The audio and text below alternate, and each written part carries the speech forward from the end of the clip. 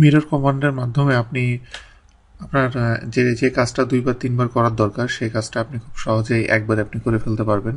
এবং mirror কমান্ডটা normally আপনাকে use করতে হয় সিমেট্রি অবজেক্টের ক্ষেত্রে, যে আপনি এক সাইডে তৈরি করেছেন আর এক সাইডে সিমেট্রিক আরেকটা ওই ধরনের শেপে আরেকটা লাগবে, সেটার ক্ষেত্রে আপনি এক ক্লিকেই ফুল কাজটা আপনি করে ফেলতে পারবেন।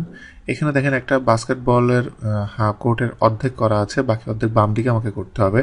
যেটা করার জন্য আমি মিরর টুলটা ইউজ করব, যেটা এক ক্লিকে একেবারে হয়ে যাবে।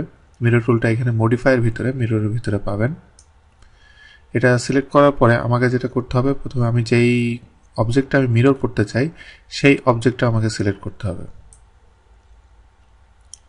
আমি এই অবজেক্টটুকু মিরর করতে চাই।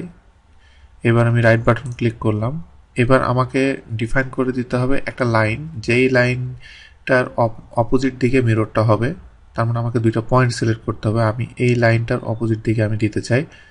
সো আমি এখানে ফার্স্ট পয়েন্ট এবং সেকেন্ড পয়েন্ট এই দুটো আমি সিলেক্ট করলাম। লাইন সিলেক্ট করার পরে এখানে দেখেন শো করছে ইরেজ সোর্স অবজেক্ট এন। এখানে আমি এন থাকা অবস্থায় এন্টার দিলেও হবে, অথবা রাইট বাটন ক্লিক করে আপনি যদি নো দেন, নো দেওয়ার মানে হলো যে আপনি যেটা অরিজিনাল অবজেক্ট যেটা আপনি সিলেক্ট করেছেন সেটা মানে থেকে যাবে।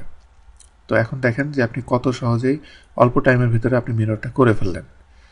আরেকটা প্র্যাকটিক্যাল এক্সাম্পল আপনাদেরকে আমি দেখাচ্ছি। এখানে একটা ল্যাম্প পোস্ট, এটার সাথে একটা লাইট আছে, লাইট বাম দিকে আরেকটা লাইট লাগবে সেম। তো সেই ক্ষেত্রে আমি এটাকে মিরর করছি।